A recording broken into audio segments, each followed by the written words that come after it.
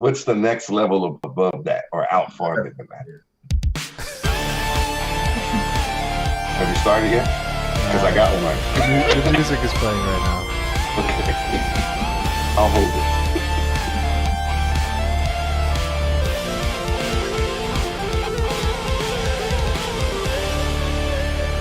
All right. Hello and welcome to Quarter Comics, your weekly comic book reading club. My friends and I get together. We share a few comic issues with each other. Then we get together and talk about those. I'm joined by Emmanuel and Russ. Emmanuel, how you doing this Saturday? I am amazing. Absolutely amazing. It's good to hear. And Russ? I am great. Not 1,000%, but I am rising to the occasion. That's because you shaved your beard. Yeah, I know some of my powers have been diminished. And so I have to try to make do. All right. Gentlemen, let everybody know where they can find you on the interwebs. All right, you can find me on the gram at Emmanuel, spelled EM_MAN_YOU_EL. Emmanuel. See you there. And you can find me at on Twitter at Walrus, WALLRUSS. You can also find me at blacksuperherofan.com as well as comiccreatorsofcolor.com. Hope to see you there. Nice. All right, and this week we've got 6 issues. I'm cheating a little bit. Mine are kind of like one big long issue. And Russ, I know that you enjoyed that. So this week I'm bringing Chrononauts Future Shock #1 and #2. This is written by Mark Miller. It's drawn by Eric Knetz, I believe is his last name. If I'm pronouncing that wrong, I apologize. This was a 4-issue miniseries that was done. I actually picked up all 4 issues because my local comic shop had it for relatively cheap. Apparently Image released all of these at once, and so instead of just doing a graphic novel or a trade paperback, they tried to sell 4 single issues all on the same day, and it, at least in my comic shop, it failed miserably. So he had to do a sale, and it was like buy 3 get the last one free type of deal. And so I picked it up for relatively cheap. Russ, what are you bringing to the table this week? I bring a DC comic, believe it or not, Superman Heroes #1. This is the comic where Superman reveals his secret identity to the world. And my second book is from Image. It's called Death of Love. And it's about a guy who takes a pill and can see Cupids. And of course, because, Valentine's Day, I felt I need to find something appropriate. I did not put those 2 together, to be honest with you, but that worked. Manuel, what do you got? I got 2. My first pick is The Dreaming. It is by Vertigo, and one of the creators is Neil Gaiman, which is actually one of my favorite creators of all time. And my second pick is by Marvel, The Immortal Hulk, a Great Power #1. This is a current issue. And I should mention that The Dreaming is volume 2, issue 18. All right. Any initial thoughts before we jump into the comics? I prefer to wait and share them when we get into the individual comics. All right, we'll go ahead and do that then. So jumping right into it, we'll go into my first pick, which is Chrononauts Future Shock #1. I was kind of surprised. So I got this as basically, a deal at my shop. It wasn't something that I was that keen on or heard about or was interested in, but it had Mark Miller's name on it, and I was getting a free comic by buying 3. So I thought, why not? I'll pick this up. Started flipping through, saw that there was a spaceship shaped like a guitar, and decided, yeah, I can get into this, and this will be something that I will probably sit down and read. Um, so basically, we've got brothers. They are time travelers. They use I would call it a spaceship. It's a ship shaped like a guitar to travel through time, both forwards and backwards. And this is the first time that they've been able to go forwards in time. So, gentlemen, your thoughts? Okay. It's going to be hard for me to limit my thoughts because you cheated and you put your two issues, number one and number two. So you made me read two issues of the comic. It was a bold move. So it's going to be challenging for me to just talk about issue number one and not bleed into issue number two. So I'm going to have to sort of speak to both of them. Number one, I believe everything Mark Millar writes is designed to be a movie. He makes his series. He did this series. And by the way, I enjoyed this and I went and read all of them. So just so you know. All right. But when you look at to take the series as a whole, I know there's not going to be a series two. He's like, this is my movie thing. I'm going to make this into a movie and you're going to love it. And I'm never going to do another comic book again because I want the big bucks. Right. And as a movie, this thing works like gangbusters. It has all the visual you need, is all the daring do and outrageousness that you want in a good sci-fi-ish kind of movie. But back to the fact that it's a comic, I was not especially a fan of the art, but the story was a lot of fun. And I sort of gave up on hating the art and just went with it. And I felt like it got better in the beginning. And like the first page, I was like, oh, this is not good. But I got over it. But again, this is a movie or animated series or TV show in print form. That is not at all a bad thing. I like the sci-fi of it. I like that one of the guys is sort of like the Human Torch, kind of just wild and crazy pilot who can do anything and will never die no matter how much an idiot he is. I like the young genius who is really smart in books, but perhaps not as wise as he should be, but has a loving family. Make me think of sort of Reed Richards in a way, like this might what a young Reed Richards might have been, because he is that level of a genius. He does have a family that loves him. He has his best friend that rolls with him. So that I was reminiscent of that. Overall, I say as a series, and it's only 4 books long, I think it's a buy. Okay. But curse you for me reading too. Emmanuel? All right, my take is I wasn't initially a fan of the art. It's my first thing was kind of scratchy. It's kind of, I could tell a lot of thought has been put into it, a lot of effort, but it's not my personal favorite style. But I then would see panels with great detail. Like there's a panel where his grandmother is in the kitchen and you can see just about everything in the kitchen. You can notice things. It's not a lot of depth and detail to it, but it is there. So I appreciate that. I appreciate the characters themselves. They seem to have backstories. Like they reference trauma in like years past and ambitions for the future. So I really appreciate that the characters themselves aren't really one-dimensional. You see a death in somebody's life and how that's impacted their life, and that whole time travel rule, you can't undo the thing that brought you there. So I really appreciated this issue. In the show notes, as I was issue by issue, at the very end, my overall statement was like, sign me up. I'm on board. And then when I saw that you had the second issue, my response was, "You beautiful bastard, you listen." Like, you gave me an issue too.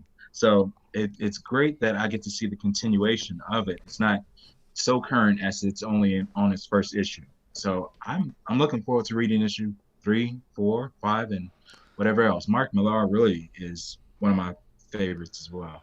Now, you know he has this deal with Netflix, right? You know this is on point to become a movie Miller at World. Netflix. Yeah. So you might as well read it now so you can complain about how the movie falls short.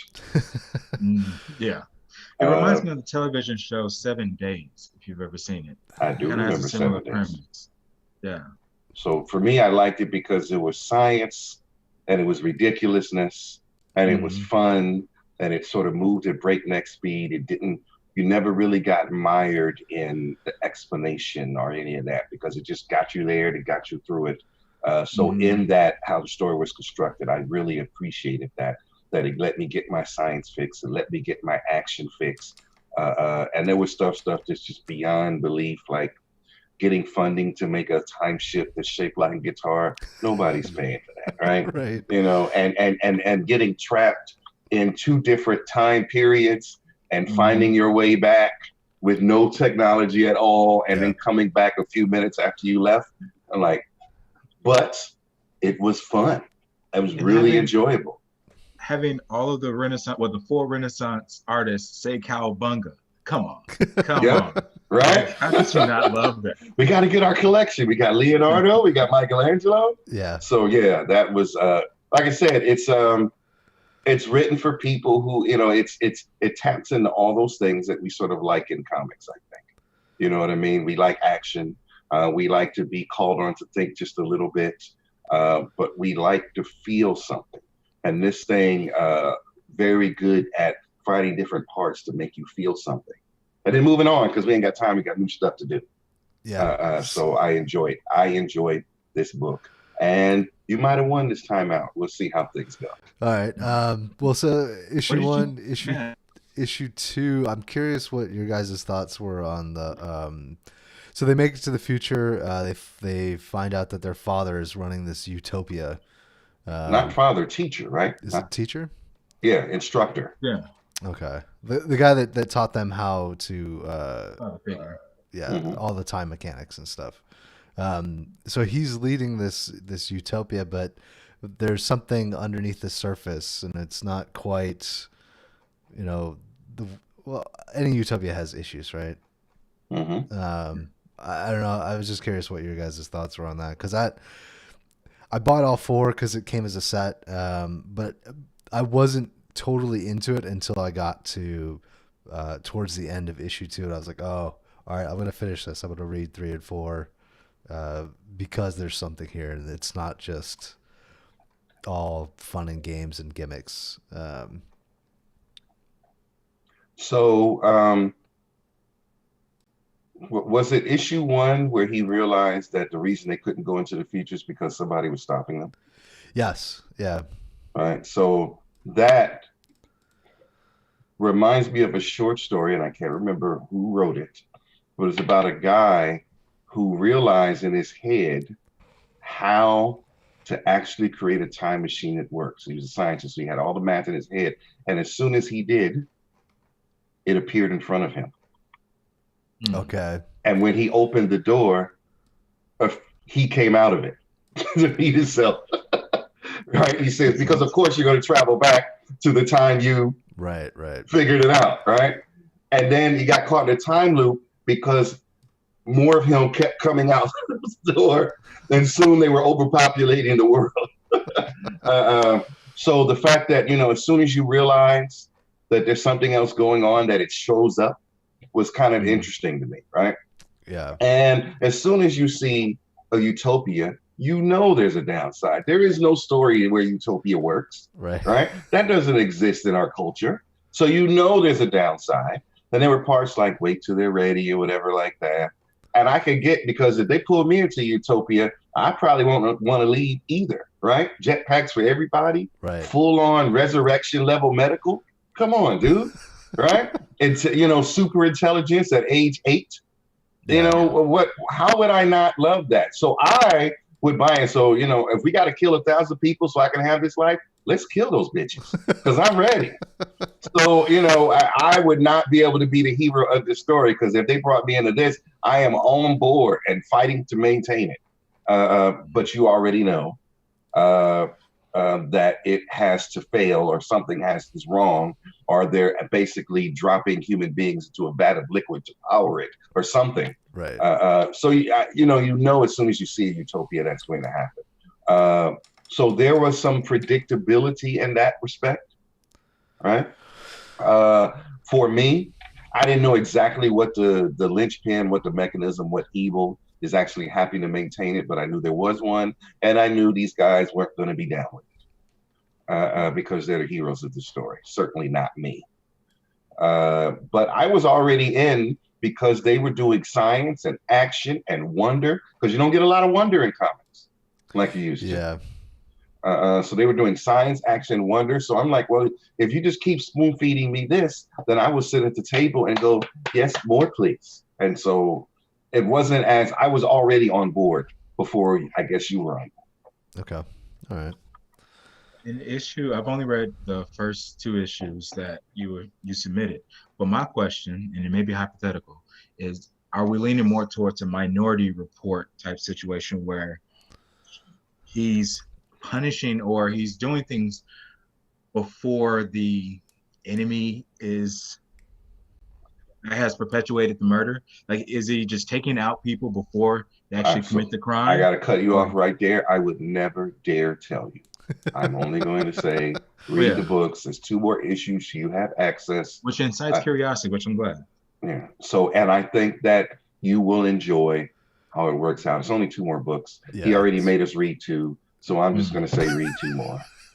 And just get it done. Read the story. And then when it comes out on Netflix, we can revisit this conversation. Yeah. The other thing I will say, too, is there's another 4-issue Chrononauts miniseries that explains the backstory of the brothers. I like that. I have to go look for that. Yeah. So, all right. Moving on from my 2 issues then. Russ, we'll go to your first book. Okay. My first book is not one I would normally pick. It's Superman Heroes #1. Just came out this week. And it is the story of sort of the fallout of Superman revealing his identity to the world. And I'll tell you what I said in my notes. There were actually moments where I actually gave a damn about Superman's world. Because normally I don't. When you got all those powers, I'm like, whatever your problems are, dude, you got every power there is, right? You'll never die, right? So it was interesting to see how the world works when you have a Superman there and how all this affects it. And that part of the story interests me, so I thought I'd share it.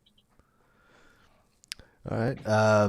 I'll jump in. The art was not the most impressive, so I had some difficulty with that. And there's 2 artists in this book because the style. I think they do each one. That like one artist does one arc, another artist does another arc. So there's more than one story here. Yeah, so the artist that did the first part of the book, I wasn't a huge fan of his work, but the artist that did the second arc, where we've got Bruce Wayne and Diana talking, that was pretty cool.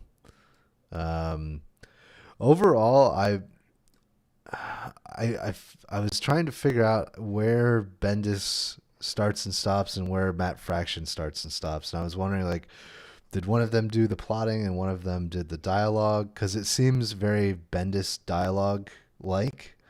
And I don't know. I'm not a huge fan of Matt Fraction.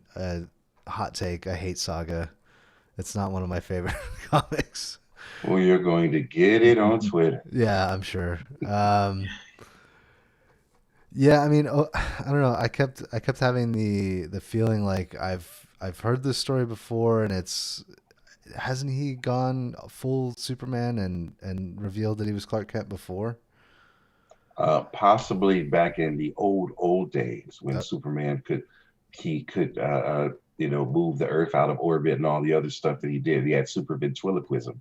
I know anything could have happened during those times, but I don't think in the last decade or so that this story has happened. Oh, there was. That's not true. In the New 52, when it first started, Lois Lane revealed he was Clark Kent to the world. Okay. And then he lost part of his powers, and he was basically Power Man on a motorcycle, fighting, that sort of thing. And that went, and then that sort of got, it basically got erased when the New 52 got upgraded because of whatever they did with Dr. Manhattan. So that never happened. Okay. Overall, I did like it. There were some great moments between the characters, specifically the conversation between Wonder Woman and Batman, and just seeing them as humans was really good. And I kept thinking like, damn, I wish this was a story about their relationship because I've never really seen that before. Like that's a new concept for me. Um, and maybe because I don't read a whole lot of DC books. Um, Yes. but that bleeding into the conversation that Superman has with his former teacher, that was really cool. Um, so it ends nicely. I don't know that I would pick up Superman villains. I don't know that it grabbed me enough to read the next issue, but there's a lot of great character moments, and I mean that just screams Bendis, and it pulled me through the book. All right, nice. My take is I'm really interested to see how Bendis will write himself out of this corner. As it seems as if Bendis is taking a lot of liberties with the Superman family, and I appreciate it because I haven't seen Superman with a son. I haven't seen that relationship, and then you got to see John Kent. Unfortunately, that was taken away from us too soon, I think. But I still like the fact that he's living his life doing his thing. John Kent, all of 17, 18 years of age. But now Superman and Lois's relationship. There's been a few issues prior to this where they've been cavalier with their relationship. He's publicly seen embracing Lois and kissing Lois. And granted, it's in like Oakland or some weird place, not Metropolis, but it's still public. So that's why all those rumors were showing up that Lois is cheating on Clark Kent with Superman. And I'm really anxious to see how the public will react when this godlike figure with all this power, when they find out that he's been lying to them. He's such a pillar of truth, justice, and the American way. So the first thing in that is truth. What happens when this powerhouse, this godlike figure, is outed as a liar? So I'm really interested to see if that's going to have any effect in Bendis's writing, if he will address that at all. That's my major concern. That's my whole takeaway with this whole story arc, is that he has to be infallible, this superhero, Superman character, but now he has flaws. What does that mean? Does Lex now capitalize on that? That'd be one of the smartest moves he's ever made. We'll see. Well, yeah, he has to. The problem with Superman is that he's dead, basically unassailable, right? Superman's morals cannot be compromised. Superman cannot be killed or destroyed. He is all powerful and can hear you when you whisper his name anywhere on the planet. How do you write a story that makes you care about someone like that? And the way you do it, the way they do it for Spider-Man, is they harp on flaws.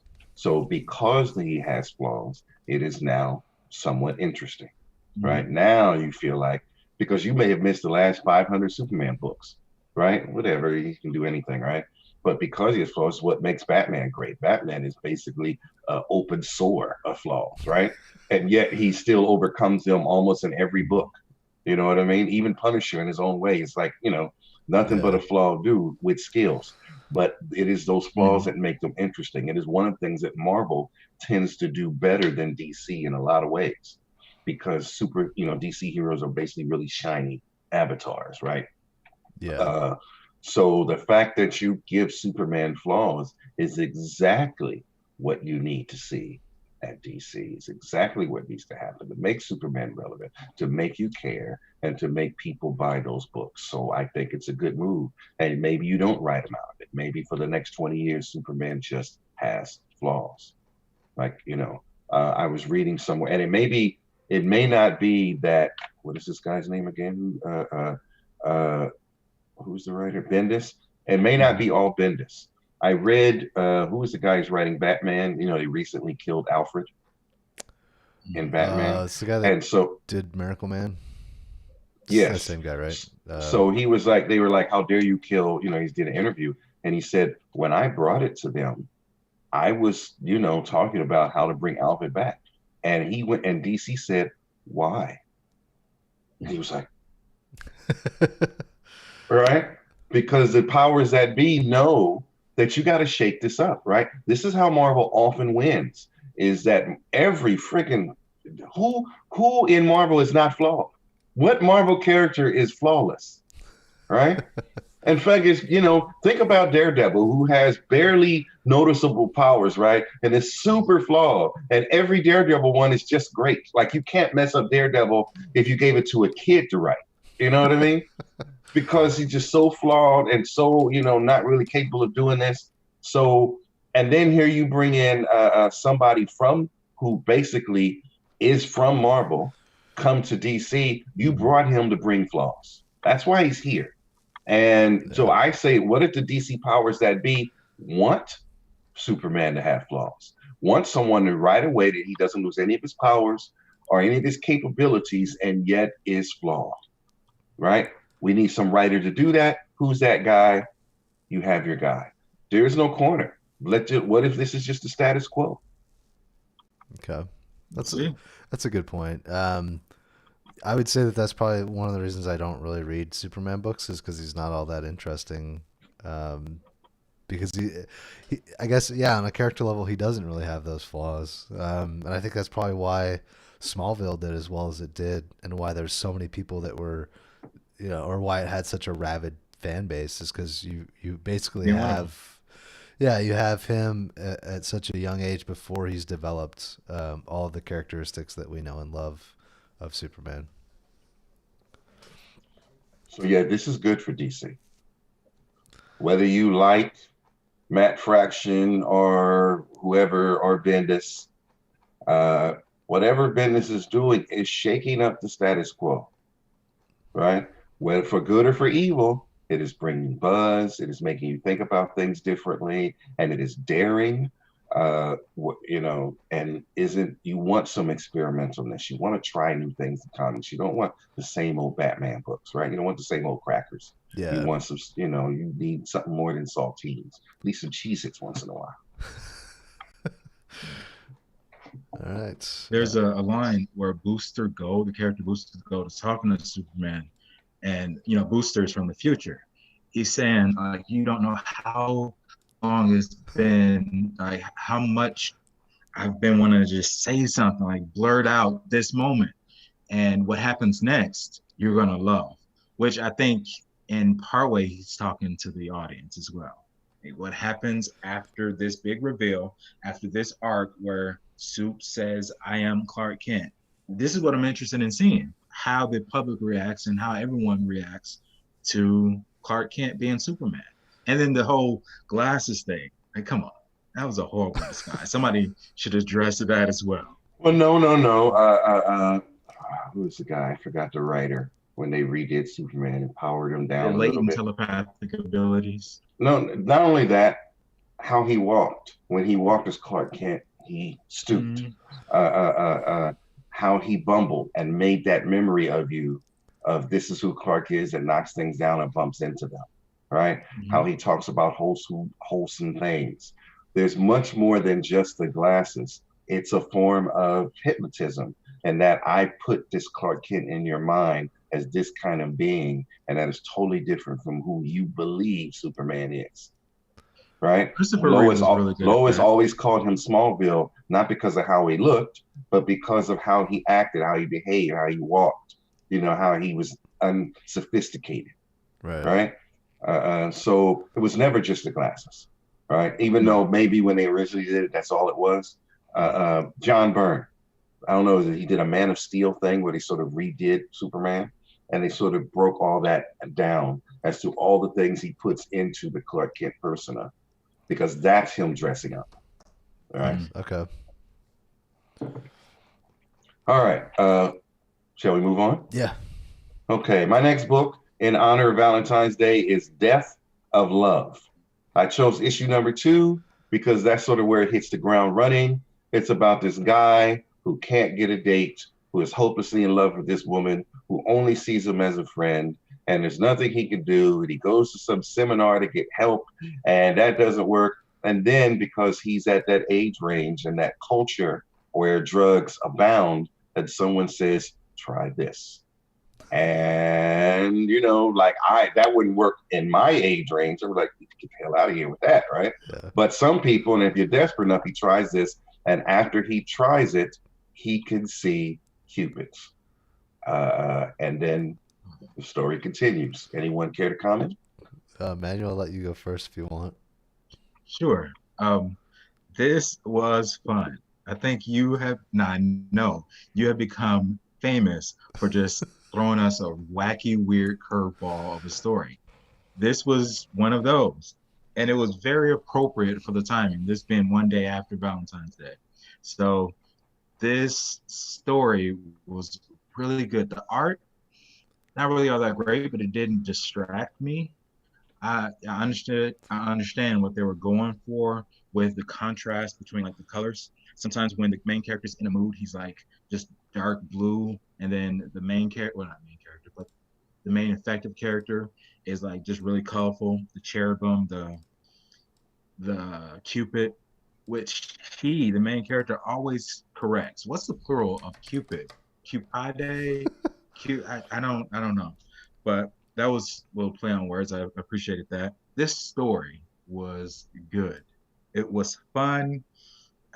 You get to I actually followed along with the main character in this entire transition from just being like a regular, normal, loveless guy into this guy that's can see cupids, like can see these mythological creatures, and now he's wondering about his insanity or sanity. He's soliciting help from his friends. He actually kills. It's insane. It's insane, and it's beautiful. It's lovely. It's wacky. There's no like romantic resolution to it. It's just all fun, and I appreciated it. Have you guys seen A Scanner Darkly, the movie? Yes, I've seen it. I don't think I've seen it. Okay. This book is like the anti after school special. I feel like Take drugs. yeah, that I liked that aspect of it because it's just so goofy and off the wall. And like Russ said, like I'm not at an age where that would ever be appealing, but it's fun to watch this character who clearly does not have his shit together, just fall into this trap of I'm just gonna keep taking these heart pills to keep seeing cupids because no one believes me, and willingly spiraling into insanity. Like like that is preferable over his everyday normal existence. And maybe there's an allegory there. I don't know. But it's wrapped up in this very comical veneer. And so I thought, like from a story perspective, it was written well. I actually really like the art. I think that it's pseudo sort of graffiti character design. The colors work well for me. Yeah, when he kills one of the cupids at the end, I was like, "Oh, this is what is going to happen next?" Because they were already a little insane, the way that they portrayed them. So, yeah, I mean, overall, I thought it was good. I'm curious to see what happens when the arrows are used not to make people fall in love. Like, is there any other magical element to the arrows, or are they just arrows when they're not, So this is a 5-issue series. So it's completed at the end of the 5th issue. So if you care to read more, I mean, if you're going to read 2 more books of this other thing, I'm saying jump in on this one. Right. There is a resolution. Then you have to ask questions like, where did the pills come from? Right. And who is the Cupid's boss? Oh, yeah, yeah. Like, if you're going to escalate it, and then you think, okay, now they escalated in this book, right? Can you imagine how they're going to escalate it at the end of the next one? And they will. So I think the art and the story go well together, because this is some zany craziness. It is certainly drug related. So if you look at the art, like whoever wrote this might have been high, or whoever drew this might have been a little high, or sees the world in a certain way because they're kind of always high. All of that sort of fits. Uh, uh, uh, Even though, and I'm not a fan of the art in and of itself, but put together with this story, I thought it was a very good match. Yeah. Like, sometimes the writer finds the right artist and they get it all exactly how they both want it. Right. And I felt like this did that. Would I recommend this artist to anyone else? No. But you might consider looking and see what other books this artist have drawn and see if those are books you might read if you like this. Because there's still a human being behind this art and he's drawn to certain things too. So I liked it. I liked that the Cupid was cussing like a satyr and like, bring it, bitch. I was like, that's how I want my Cupids to talk. You know what I mean? Yeah. Let's get down to the realness of it, right? Like I can have a drink with a Cupid like that, Yeah. And so it plays with all those misconceptions. It plays with all those, and it's in certainly a culture younger than us, but there is a culture that will try a drug just on the strength of, like, I remember some young guy told me, never be afraid to go +1. I'm like, dude, what does that even mean? That's stupid. Right? You already someplace you ain't never been and you were like, I want to double down, give me another. You know what I'm saying? It's like, if you're drunk, why are you taking another drink? Right? You're already there. Where do you think you're going to land? It's like, you afraid, dude? I'm like, no. So, and I'm thinking this is that culture. Yeah. You know what I mean? And that culture is sort of funny to watch. And so throw in the Cupids and the everything and the bring it bitch and the murder, because I like a good murder. Right. Yeah. The straight up hatchet murder, that's great. and yet his name was Binky. The angel on top of all that, right? Not like, Ferdinand or Alfredo or something like that. His name is still Binky, even with all that profanity. Right. So I thought this, and I read the whole series because I liked the book. And I brought you number 2 because I think this is the jumping on point that says, come on, you want a little more of this.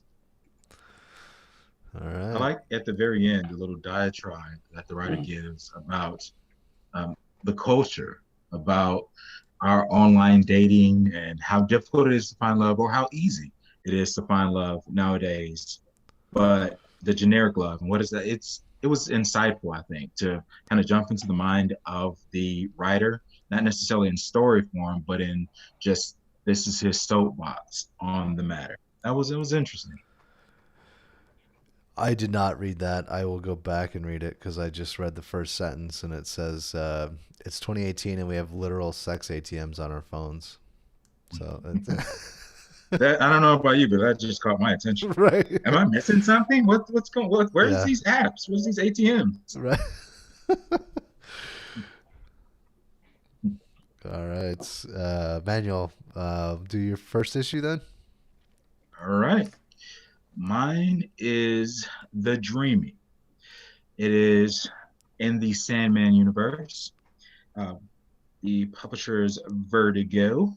And let me give you more specifics about The Dreaming. Mariguette, I may be butchering the first name, Mariguette Savage and Yannick. Yeah, these names I am going to butcher. Pikete, I'm not sure how to pronounce it. I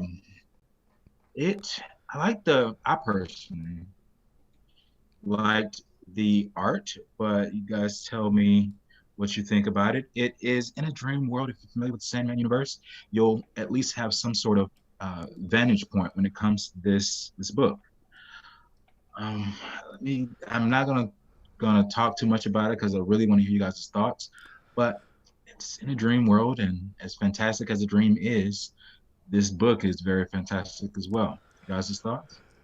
All right. Well, I did not let you pick new issues because I wanted to talk about this on the stream with you. Dude, what the fuck? Like this comic is so out there. I went back. I went back to. I was like, okay, this is version 2 or volume 2. Like, what is volume 1? Is there anything that I can latch onto from the older issues that will help explain some of what the hell is happening in this comic? Mm. Could not find it. Um, it's chaotic Mm-hmm. but beautiful. Um, the words don't mean a whole lot, but it carries you through the story. Like, I don't really know how to describe this. It's not quite like anything I've ever seen or read before. I feel like it would be stale if they did explain some of the stuff. Um, Mm-hmm. part of the allure once you get in a couple pages is not knowing and hoping that you can know somehow what the hell's going on. Um, and in a way, it does reflect the title, The Dreaming, right? Like this, if you step back just as a solo issue, and you think about like all of what happened in the issue, and this Greyhound bus is speeding through, but we've got these different characters, and there's stuff going on inside her head while she's on the bus, but her in the bus in this world may also be a dream. It's um, it's almost like some crazy dreams that I've had.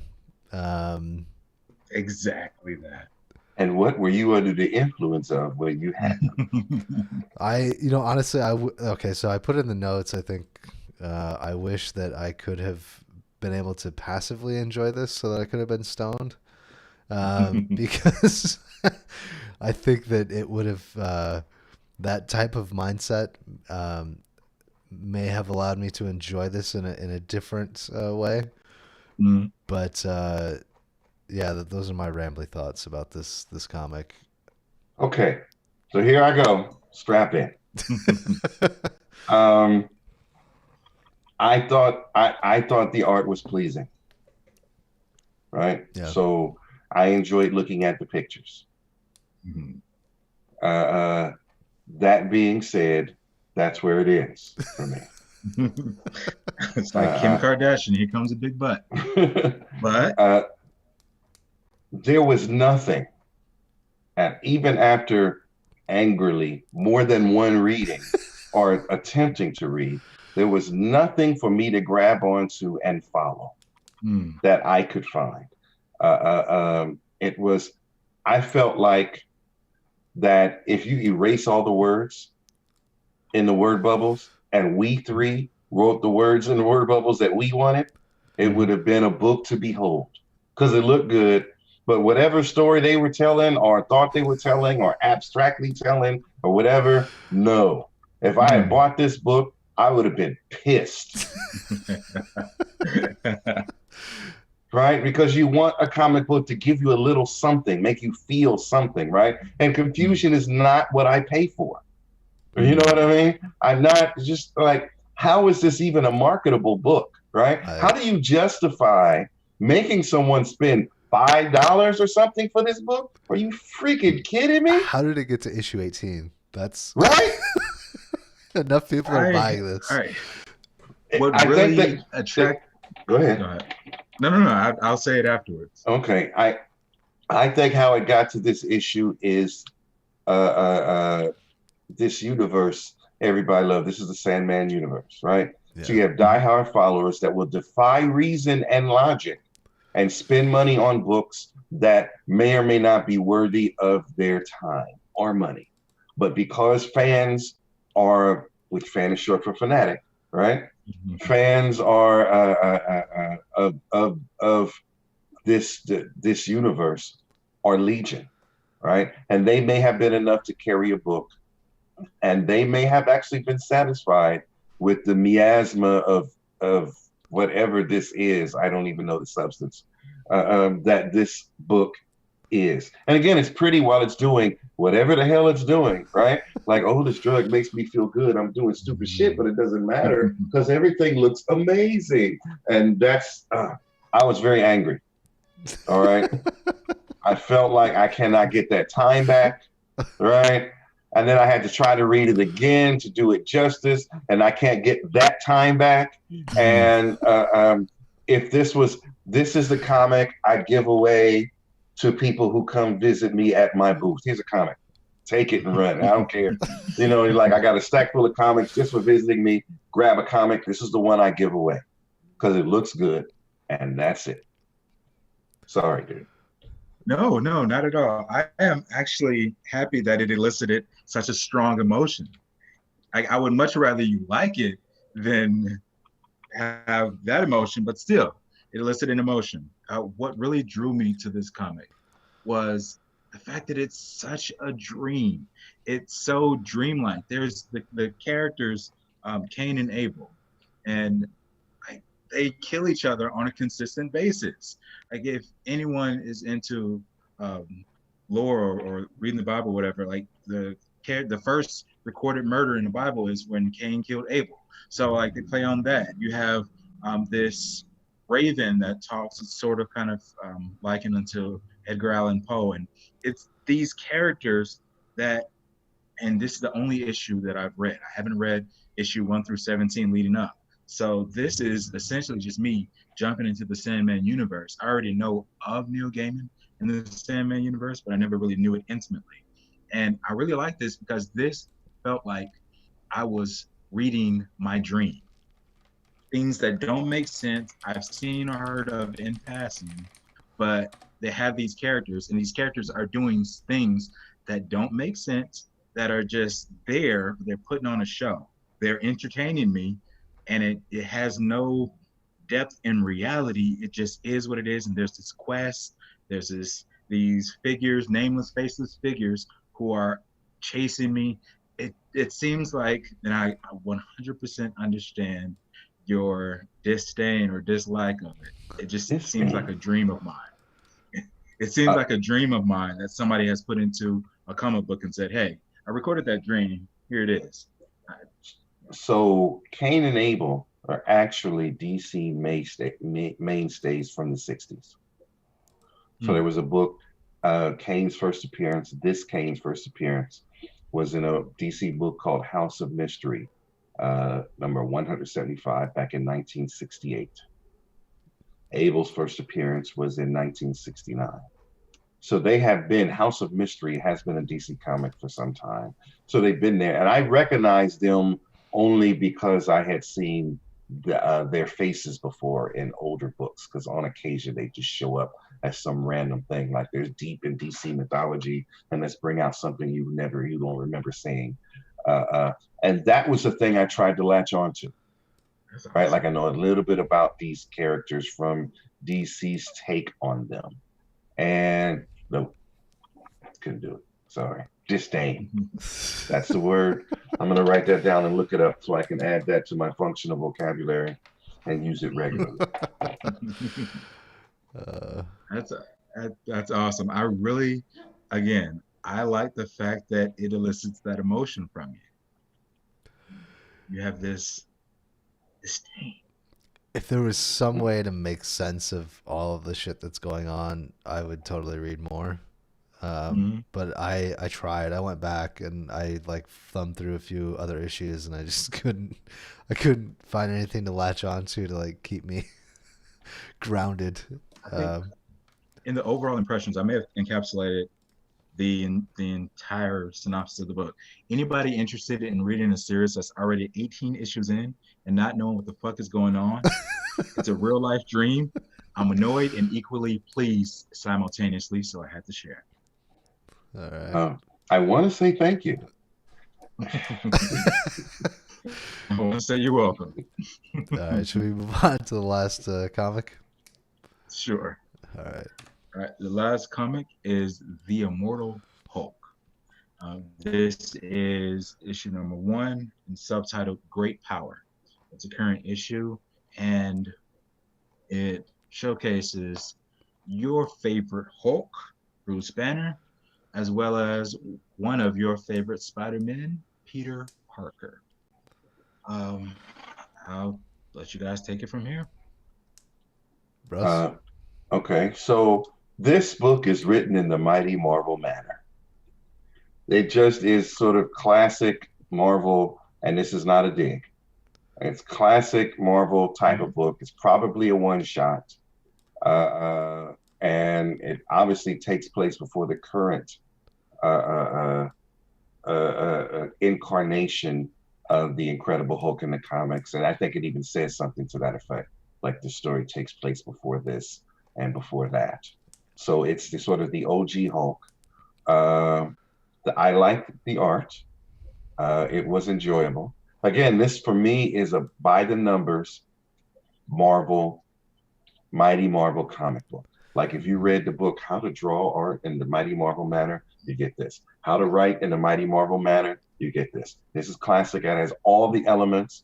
You see all the things about Peter Parker that you feel may not get said all the time. You see things about Bruce Banner and the Hulk that don't always get said. They get said here. And you get to see the dynamic. Then you throw in Fantastic Four because how can you not have a little Fantastic in your life? And this becomes a full-on, almost a Marvel team-up type of book, but maybe a little something more. It has depth. You see fights you kind of always wanted to see. This would never happen other than in this book, and it still leaves some questions, but you're okay if they're not answered, and you get sort of resolution and characters get new respect for each other. So this is very much, if you like Marvel at all, this is very much a classic book that I think people could talk about and reread. It's a book you can always hand out to someone and say, here, try a Marvel book. Spider Hulk. That version of that theme song did run through my head when I saw the cover. Yeah, I think classic Marvel sums it up. Originally, when I saw the cover of this, I was like, I don't know, what is this what if bullshit? But no, when I got into it, I was like, oh, this is really cool. Like I love what they did with the way that the gamma power works and the fact that it can be transferred, and like that's very interesting. And Hulk's never been a character that I've been all that interested in. Which coincidentally is similar to the way that I felt last week about Thor #2, which I went back and bought issue 1 and 3 as well as 2 after last week. This one I saw on the shelf too. I'll probably go back and pick this one up just to own it. It's really cool. It's classic Marvel. It's I like the way that they sort of weave this story into the regular continuity, and like I said, just added that extra dimension of to Hulk's powers that I've never really experienced or seen before. If they have done anything like that in the past, it wasn't memorable for me. I'm trying to think. There was some interesting character moments between Spider-Man or Peter Parker and Bruce Banner too, when they retreat to the island. It's interesting that when the Hulk power or the gamma inhabits Peter Parker, it's like a werewolf syndrome. I don't know if we'll ever see any type of explanation for that later on, like if it's something that interacts with like his spider sense, or like why that happens. It's just at nighttime that he turns into the Hulk. I think it harkens back to when the Hulk first began, and that is sort of how it worked. Like this is a new Hulk, and so you have to start off with the place of when like Bruce Banner's original Hulk. Well, yeah, when classic. When Bruce gets angry, the Hulk comes out, right? And this was very different. Like the power reacts differently with Peter Parker. I think there's an incarnation of the Hulk where that happens, where Dark, because I think Joe Fixit was like that, right? I don't know. I'm not sure. I think when Joe Fixit, the Great Hulk, first came out, he only came out at night. Okay. They kept mentioning nighttime is his time, so maybe that is the case. But yeah, the purple pants. Gotta throw that out there. Why doesn't he just get unstable molecule purple draws and just wear them with everything and just be done with it. I would have thought Maybe that she- I would have thought that Reed would have given them to him in this issue because that was a perfect time. Instead, they give him just regular purple pants again. Mhm. That they just have and they whipped up for him, right? Right? Yeah. Uh, the one thing that did confuse me is what the hell is Hulk just doing wandering into the ocean at the end? Going back to the Hulk cave. Right? Is It's he gonna, underground is he like wading into the ocean so that he can leap out and then because the mighty Marvel Manor requires him to go off into the sunset yeah. or the moonset in this case. Because you have to have this imagery. Like I said, this is Mighty Marvel Manor stamped all over it. Yeah. Yeah, That overall imagery is great. I like this way more than I thought I was going to. Same here. Yeah, it was an enjoyable ride. Yeah, much like the dreaming issue, I got this for the feeling. I chose this issue for the feeling it gave me, and Good choice. I'm glad you all concur. Yeah, indeed. All right, so we got some stuff at the end of the show notes here. I'm assuming this is Russ. You added this stuff. Of course. You want to go ahead and pose the questions to us? Okay, so I've had argument with actual comic writers. Well, Thor is a god, so therefore I'm like, no, Loki is a god and get his ass kicked all the time. Does being a god, small g, automatically mean you operate at Superman level? Does that automatically mean that? I'll give you bench press 20 tons. I'll give you that. Spider-Man's 10 tons. I'll give you God, you're more durable. But that doesn't make you bench press a planet level, right? Thor is a god. Can Thor bench press a planet? Do we really believe that Thor, prior to the cosmic upgrade, of course, do we really believe that Thor is on par with Superman? And is it simply because he's a god? Straight up punch out in space so nobody gets hurt, like Goku. Go out in space, duke it out. Who wins, Thor or Who Superman? wins? Yes. I say Superman only because I feel like he has a level of intelligence that Thor doesn't. And will never have. Yeah, unfortunately. But yeah, I think so in terms of the power question, I think they are on the same level. The difference being that mentally they're not in the same realm. So is it because he's a god? Like, how do you say he and Superman, like, for example, let's just say 100 tons he can bench press, right? How do you know Superman is not bench pressing 200 tons? Right? Once we get to like 100 tons, we assume everybody's at the same power level, right? Sentry, all these other people, but they're not. Okay. Right? And even at the regular street level, you know what I mean? Luke Cage and Spider-Man at different strength levels. You know what I mean? Yeah. The Wrecking Crew, different strength levels, right? But we kind of know there's different levels, and we can understand that. But once we get to a certain number, once we get to Thor, we assume everybody who operates at that level is kind of the same. Hyperion, Sentry, Blue Marvel. But there's no real, you know what I mean? I'm not saying that Thor isn't powerful, but how do you say, because we've seen a Superman book where he's bench pressing, 45 whatever tons with one hand. You know what I'm saying? 45 billion tons with one hand. How do you say he's at the same power level? What do we have? What is out there that says that they are? You know what I mean? What's out there in the universe that says, do we just assume because Thor can't beat the Sentry? Yeah, I think we do just assume based on the fact that he's quote unquote little G A god. Yeah, little G god. Yeah, and so I take umbrage with that, and that granted, I give him great power in the Marvel universe and probably one of the most powerful terrestrial type heroes, certainly, right? But is he more powerful than Silver Surfer? Maybe On a cosmic level. Now he is, because he's now got the you're power getting to my cosmic. next question, but go ahead.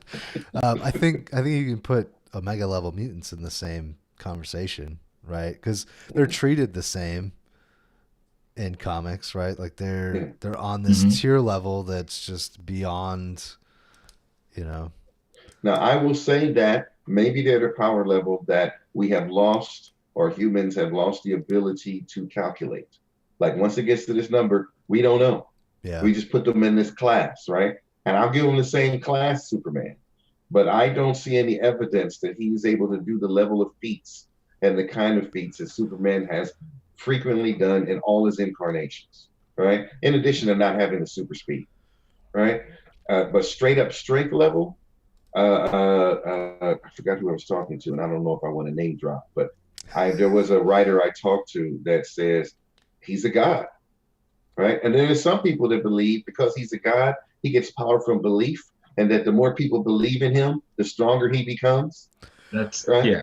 Yeah. And That would be one. and yet there's nothing in the mythos of Thor and Odin that say that is a true thing, Well, even in the comics. they did that with Captain America though, right?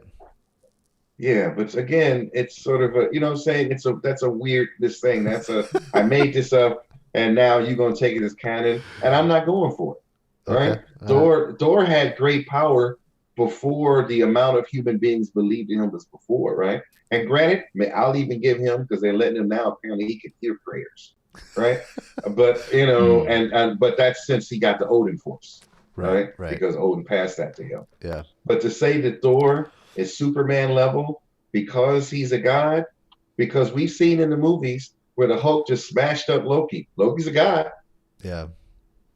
right? That doesn't mean that he's Superman level. And remember, Sentry beat the shit out of Thor, Yeah. right? So, and I would think Sentry would be more a match for Superman with similar power sets and all Yeah, that. And I would he say was that, Superman's answer. yes, but he was above Thor and strength and power.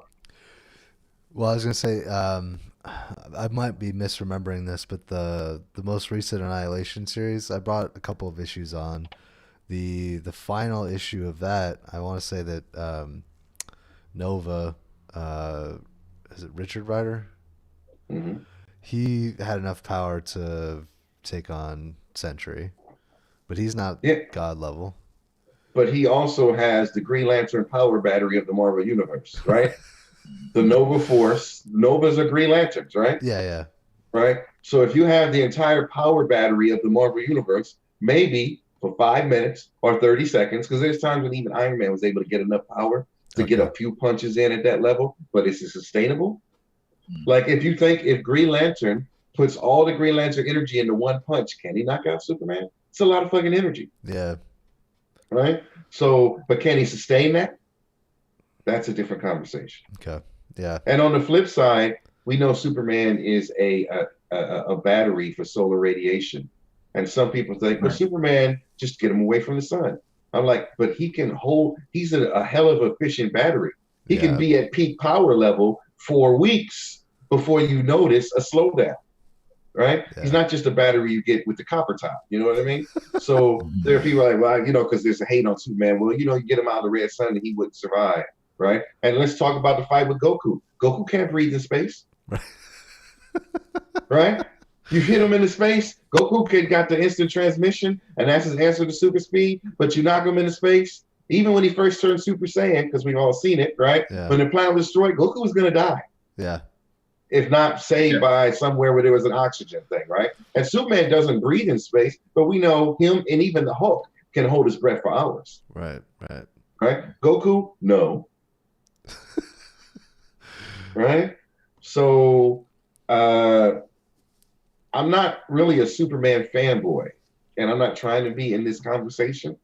But don't say because Thor is a god. That means everybody in that's strong in the pantheon of gods is automatically Superman level. That's bullshit, right, right? Does that mean Hercules is Superman level? Does that mean, you know what I'm saying? Let me go through all the pantheons, right? Does that mean Ares is Superman level? No. What the Who would you fuck? think would win with Worldbreaker Hulk and Superman? Okay. Where is Worldbreaker Hulk still just a gamma being? Essentially, Does he get power from any other source other than the gamma energy? his rage. Can he And fly? He cannot fly. So if you because the Hulk has a certain amount of mass, let's say Hmm. he's 500 pounds, Superman can hit him, maybe not hurt him, and knock him into space. What can the Hulk do about that? In space, is no leverage. So Superman has super speed, so he keep hitting him and knock him in the sun, right? This is not even a hard thing to do. Or just send him to the moon until he goes unconscious from lack of oxygen, right? Wait till he turns into Bruce Banner, bring him back at super speed so you don't kill him, right? Okay. When you say power level, there's more than just and again, I really am not a fan of Superman, but don't just be like because he's so strong, he's Superman level. No, right? And durability, right? The Hulk can bleed. How many adamantium claws have cut through them and brought out green blood? Right? The Hulk can bleed. He can heal, but Superman don't really bleed too often. Okay. Right? And Superman has his own healing factor. And I'm saying that Superman is way OP. He's way OP. I know that. But Thor is not Superman level strength. There's no freaking evidence of that. But why does the comic world at large, believe he's a god, therefore he's at that level? I think it stems from the fact that on the Avengers team, he is the most akin to Superman.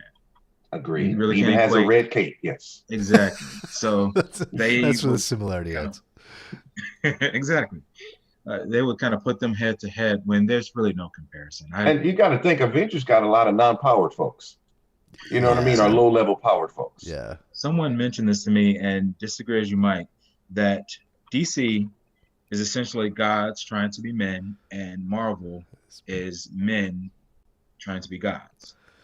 And there's some flaws in that, but I think it stands true for a number of reasons. Yeah, I don't disagree, and I remember reading an article in which they likened all the DC to certain Greek gods, each of them.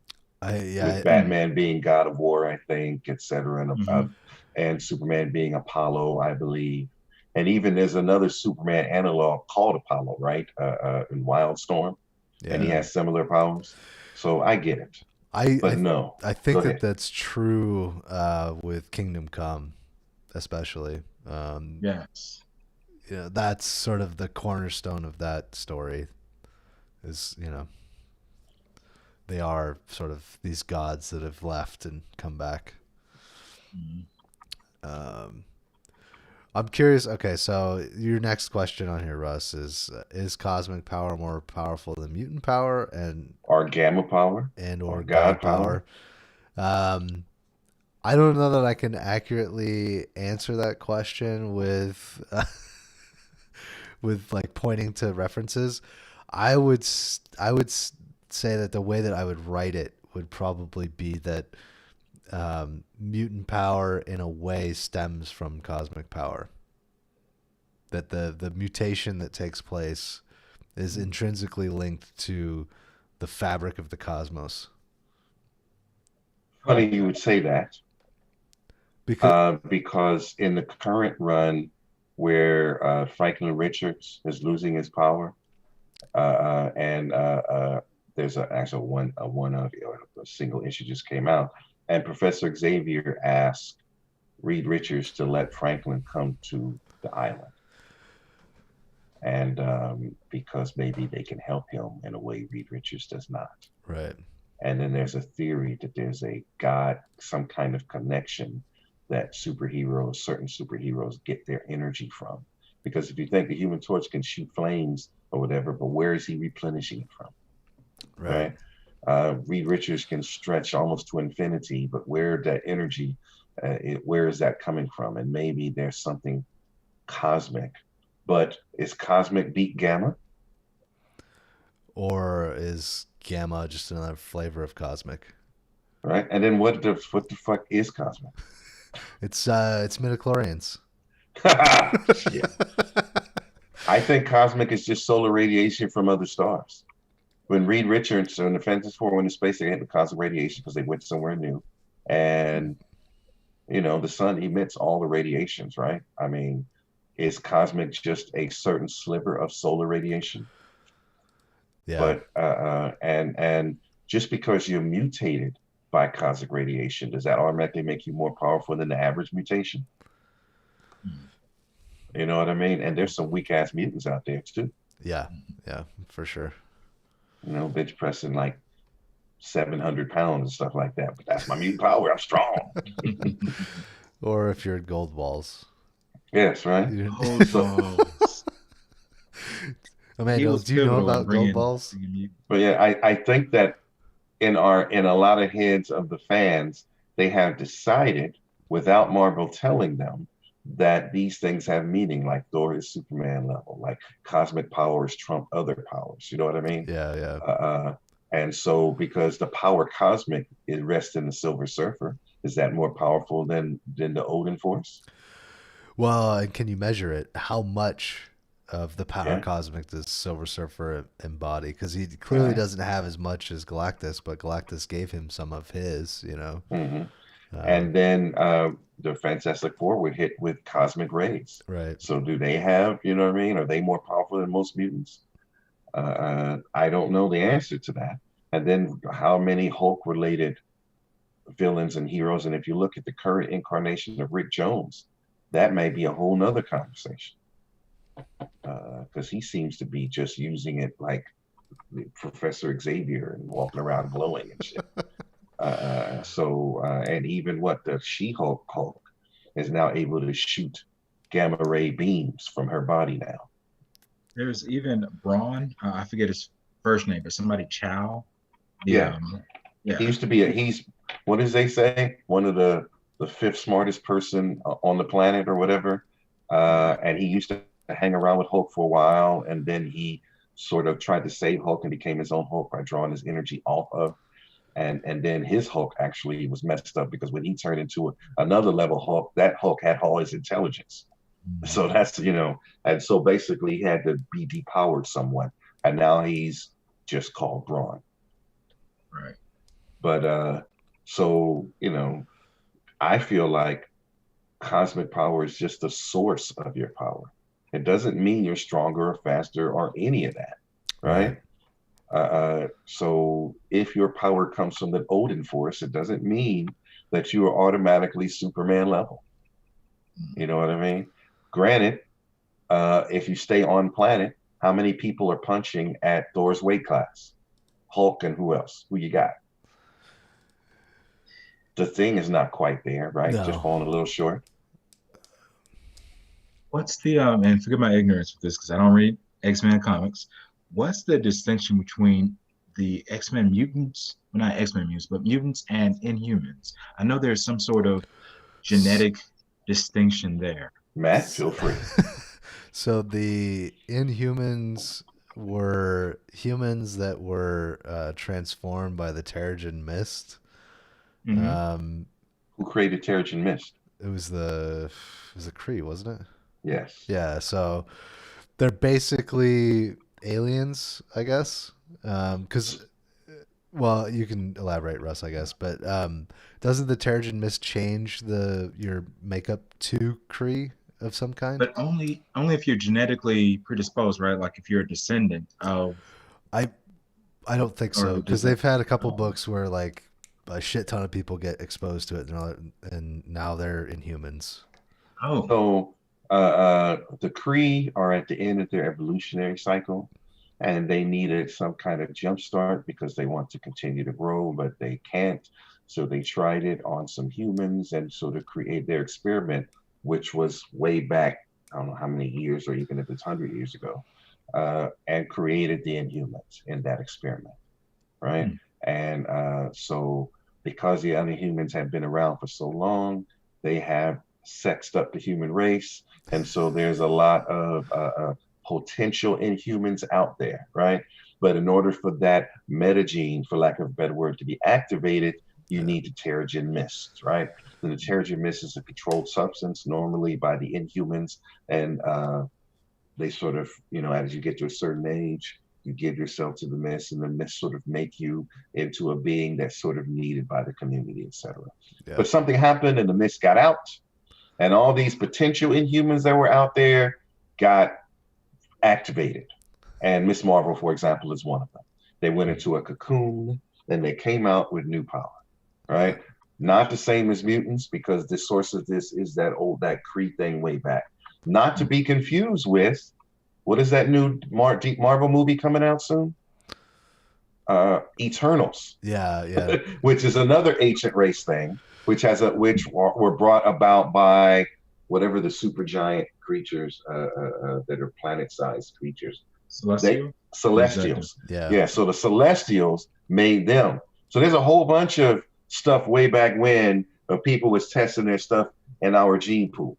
So all that exists. So all of that, plus the unique nature of Earth, allows all three Inhumans, Inhumans, whatever those other guys are, mutants, all that exists in our planet. But probably because people were squirting into our gene pool way back then, and all of that stuff, over time. Squirting in our gene. Nice. I could have gone more graphic. Yeah. I appreciate that. Gave me a unique visual that I don't really want, but thank you. I'm a giver. All right. Coming up on almost an hour and 16 minutes, guys. So I think if you're cool with it, we'll call it. And this has been episode 15 of Corner Comics. Coming up on 20. Any final thoughts? Keep doing it in the Mighty Marvel manner. Still not an X-Men fan. All right. Until next week.